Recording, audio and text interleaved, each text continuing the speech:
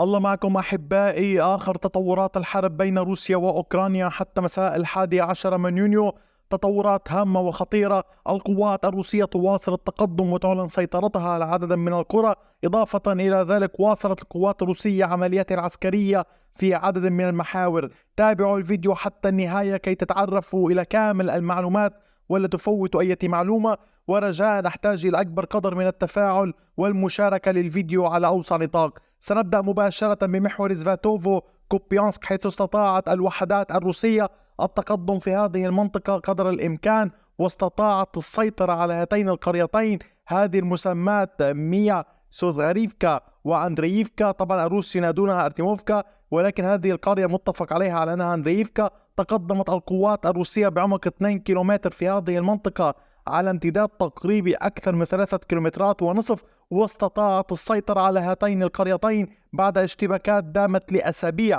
قلت لكم أن القوات الروسية تسعى للتقدم والسيطرة على كامل هذه القرى الموجودة في هذه المنطقة، إسقاط كامل خط القرى هنا والتوجه نحو النهر مباشرة الذي يفصل المناطق والمحاور عن بعضها البعض.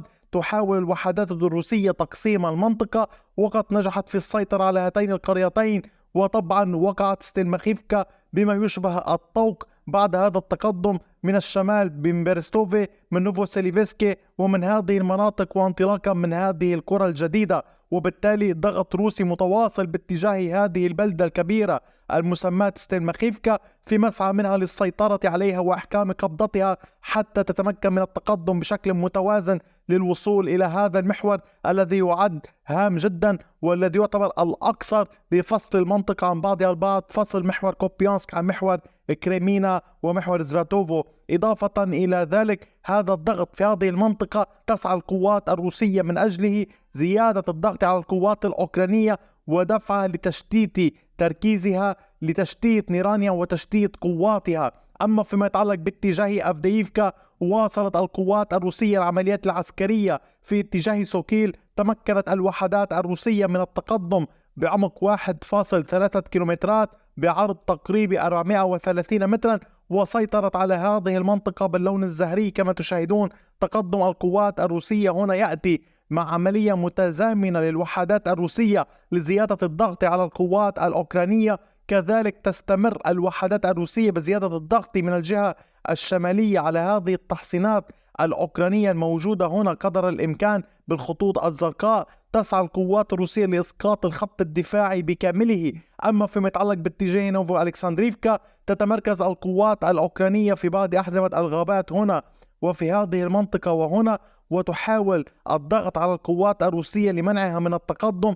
تقوم القوات الروسية بعملية تطهير لهذه المنطقة منذ ساعات الصباح.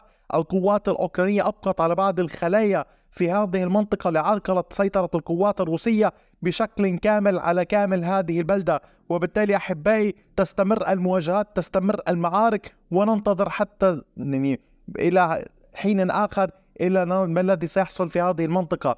أما فيما يتعلق باتجاه أومانسكي، وسعت القوات الروسية عملياتها العسكرية في هذا الاتجاه. استطاعت الوحدات الروسية التقدم بعمق أقصاه 870 مترا وعلى امتداد 1.12 كيلومترا. استطاعت القوات الروسية السيطرة على هذه المنطقة باللون الزهري. طبعا هذا التقدم هي عمليات قضم كما تلاحظون هنا، المناطق واحدة تلو الأخرى يتم قضمها من قبل القوات الروسية، وتسعى لأن تكون السيطرة الكاملة في النهاية. طبعا ضغط روسي متواصل باتجاه نوفو بوكروفسكي، ومن هذه الجهة تحديدا على طول هذا الطريق تحاول الوحدات الروسية أيضا غربي سيمينيفكا منذ أيام التقدم داخل هذه المنطقة الرمادية وفرض سيطرتها عليها. طبعا هذه المساحة باللون الزهري كانت هي منطقة رمادية، ولكن ثبتت أن القوات الروسية نقاط سيطرة لها هنا ونجحت في ذلك. وتواصل القوات الروسية عملياتها العسكرية في هذا الاتجاه. أما فيما يتعلق باتجاه نيتايلوفي، فالوحدات الروسية تحاول الضغط باتجاه كارليفكا، ولكن هناك مجموعة أوكرانية كبيرة مهمة من اللواء 59 تعيق عملية التقدم. إضافة إلى أن هذا المجرى المائي أيضا يشكل حاجزا طبيعيا للقوات الروسية لمنعها من التحرك بسهولة نحو كارليفكا التي تعد إحدى أول البلدات الواقعة على خط الدفاع الأوكراني الثالث في هذا الاتجاه. أما فيما يتعلق باتجاه كالينوفي، أيضا هناك عمليات عسكرية روسية مستمرة بهذا الاتجاه تضغط القوات الروسية قدر الإمكان للتقدم، ولكن لا تغييرات في خريطة السيطرة.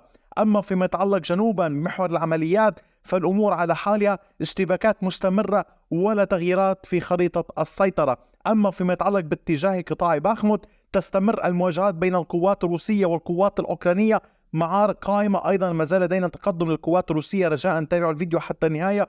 في هذه المنطقة تقدم روسي تسعى إليه القوات الروسية، ولكن القوات الأوكرانية تقف في هذه المنطقة وتقاتل بكامل قوتها لمنع القوات الروسية من استكمال السيطرة على كامل هذه المنطقة. سقوط هذه المنطقة بيد القوات الروسية لن يكون أمرا محببا للقوات الأوكرانية، بل سيكون كابوسا بالنسبة لها، لأن القوات الروسية ستكون حينها قادرة على التقدم انطلاقا من عدة محاور وزيادة الضغط والتفرغ بشكل كامل لقصف المنطقة. هنا القوات الروسية، أعيد وأكرر وأقول لكم، القوات الروسية تعلمت من معركة أفدييفكا بعض الأساليب لعمليات التقدم، قصف عنيف طوال الوقت، إما لدفع القوات الأوكرانية للانسحاب وإما التعرض للقتل. وبالتالي هذه المعارك ليست سهلة على أي من الطرفين، ولكن ما دام الطرفين هنا موجودين فالأمور معقدة قليلا من ناحية قصف، لذلك يتم قصف المناطق الخلفية،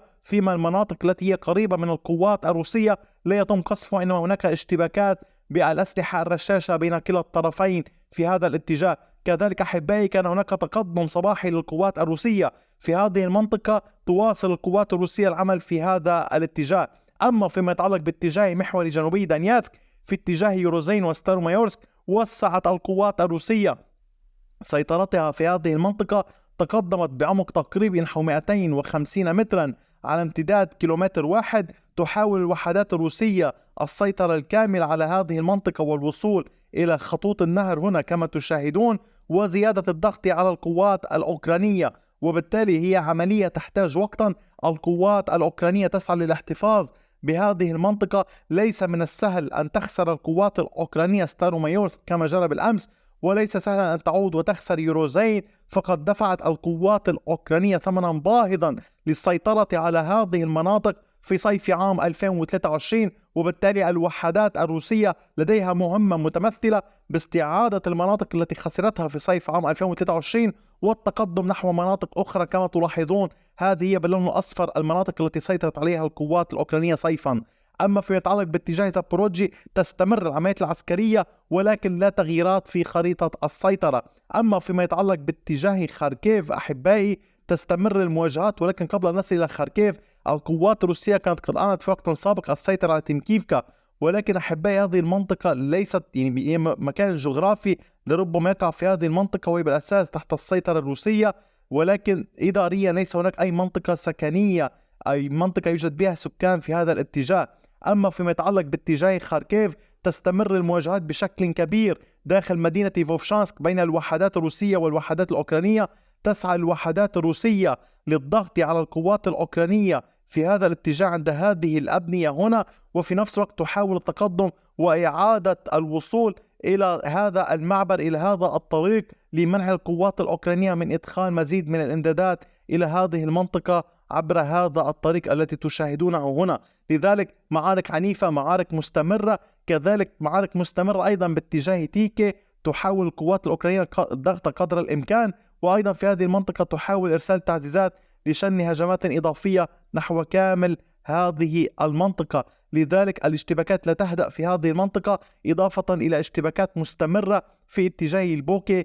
الأمر فعلا يتكرر ولكنها الاشتباكات نفسها لا تهدأ، وبالتالي علينا مراقبة دوما ما يحصل في هذه الاتجاهات، تغطية ما يحصل دوما في هذه الاتجاهات. إضافة إلى ذلك لمن يسأل عن جبل الطباشير، ما زالت الاشتباكات مستمرة في جبل الطباشير في اتجاه بيلوريفكا.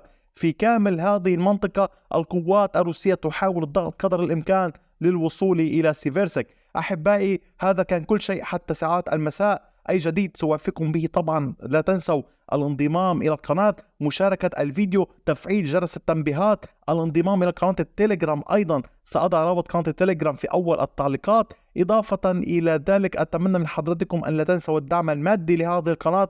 هذه القناة مستمرة بدعمكم ماديا، التفاصيل بالوصف الخاص بالفيديو أو يمكنكم سؤالي في التعليقات. شكرا لكم وإلى اللقاء بفيديو آخر.